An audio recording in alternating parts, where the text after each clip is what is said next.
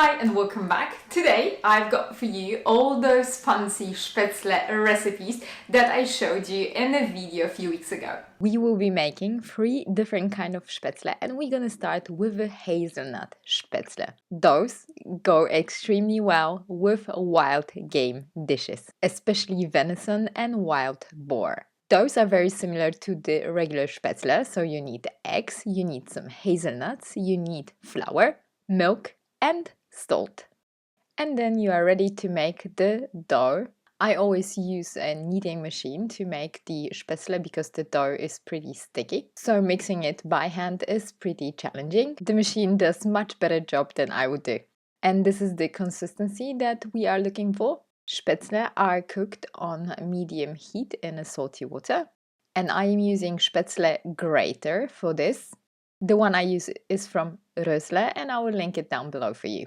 So then I just grate the Spätzle into the pot, and as soon as I see them swimming on the surface, I take them out with a skimmer spoon.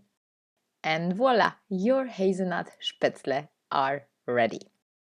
The next Spätzle I will be talking about are with meat, and not any kind of meat, with a liver. So first we're going to need to prepare the liver by putting it into a blender. I blend it for about 1 to 2 minutes. Those Spätzle, as the previous ones, contain egg, flour, salt, but also majoram, pepper and nutmeg.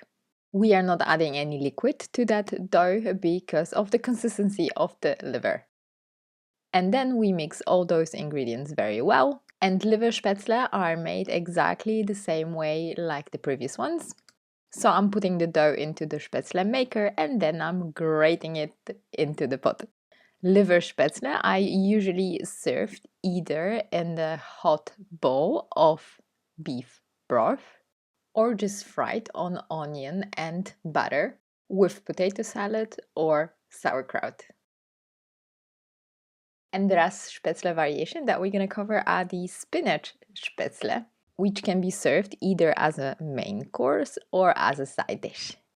To make those, we also gonna use the blender, but this time we will be blending the eggs and the spinach. I am actually using frozen spinach, therefore I put it in a hot pan for a second to remove the excess moist. And there you go, Spätzle and egg mixture is ready. Now we are mixing flour with a nutmeg and salt, of course, and mix all the ingredients together with a kneading machine. Once again, in this recipe, we don't need to use the milk because the spinach and egg mixture has already the proper consistency. I love serving my Spinach Sptzle with a cheese. Some also like adding ham and cream to them.